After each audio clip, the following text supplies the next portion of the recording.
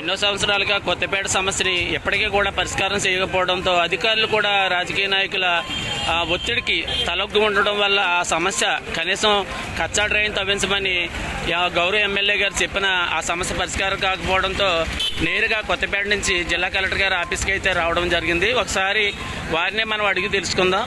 చెప్పండి సార్. మేము doctor BR Ambedkar Konaseema జిల్లా కొత్తపేట గ్రామానికి చెందిన కమ్మిరెడ్డిపాలెం ప్రాంతానికి చెందిన సత్తమ్మ పుట్టవీధి నివాసితులం.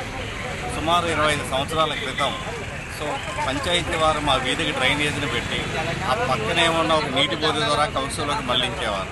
సుమారు 3 సంవత్సరాల క్రితం అక్కడ ఉన్న స్థలాన్ని డెవలప్మెంట్ చేస్తున్న కార్యక్రమంలో ఆ నీటి బోధని అన్యాయంగా ఆక్రమించుకుని బోధనంతా కూడా మూసివేయడం జరిగింది.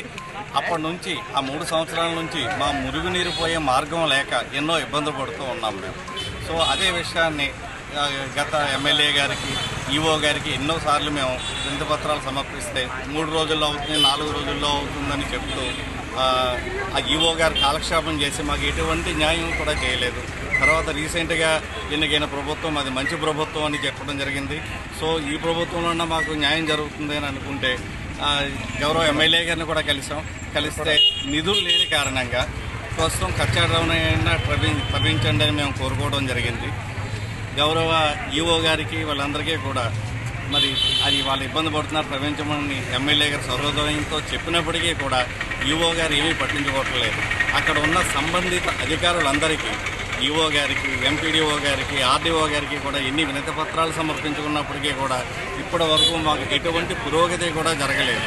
చివరి ఆశగా గౌరవ కలెక్టర్ గారు, జిల్లా మేజిస్ట్రేట్ అయినటువంటి కలెక్టర్ గారికి మరి మా అర్జీ పెట్టుకుని మాకు న్యాయం చేస్తారని ఎంతో ఆశా దృక్పథంతో మేము ఇక్కడికి ఈరోజు రావడం జరిగింది. మేము అప్లికేషన్ సబ్మిట్ చేయడం జరిగింది. ఇక్కడ కూడా న్యాయం జరగకపోతే ఇంకా మేము డైరెక్ట్గా మన గౌరవ ఉప ముఖ్యమంత్రి వర్యులు, పంచాయతీరాజ్ శాఖ మార్చులైనటువంటి పవన్ కళ్యాణ్ గారి దగ్గరికి వెళ్ళడానికి మేమంతా సంసిద్ధులై ఉన్నామని, ఈ సమస్య కంప్లీట్గా సాధించుకునే వరకు, సమస్యకు పరిష్కారం లభించే వరకు కూడా మా పోరాటం ఆపమని తెలియజేస్తున్నాం. అది మీరు ఏం కోరుకుంటున్నారు సార్? చివరగా మా సమస్యకు పరిష్కారం కావాలి. మా మురుగునీరు అక్కడి నుంచి వెళ్ళిపోవాలి. అది అన్యాయంగా ఆక్రమించేశారు.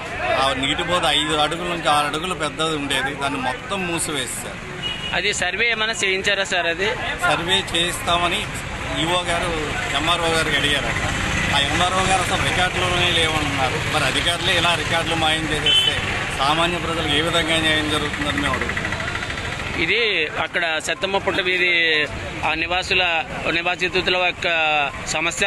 మరి ఈ సమస్యకు త్వరగా పరిష్కారం చేయాలన్నది అధికారులు మరి వేసి చూస్తాం. మరి ఏం జరుగుతుందో అన్నది కాదు, వీరు అనేక రోగాల బారిన పడి అనేక ఇబ్బందులు పడుతున్నారు, ఆర్థికంగా కూడా ఎంతో ఇబ్బందులు పడుతున్నారు అన్న ఆలోచనతో అయితే ఇక్కడ కలెక్టర్ గారి ఆఫీస్కి అయితే ఈ రోజుని ప్రజా సమస్యల పరిష్కార వేదికలో వారికి వినతి పత్రాన్ని ఇవ్వడం అయితే ముందుకొచ్చారు. మరి ఈ సమస్యకు త్వరగా పరిష్కారం చేయాలన్నది మనం నేను సైతం టీం కోరుకుంటూ, నేను సైతం టీం, జై హింద్.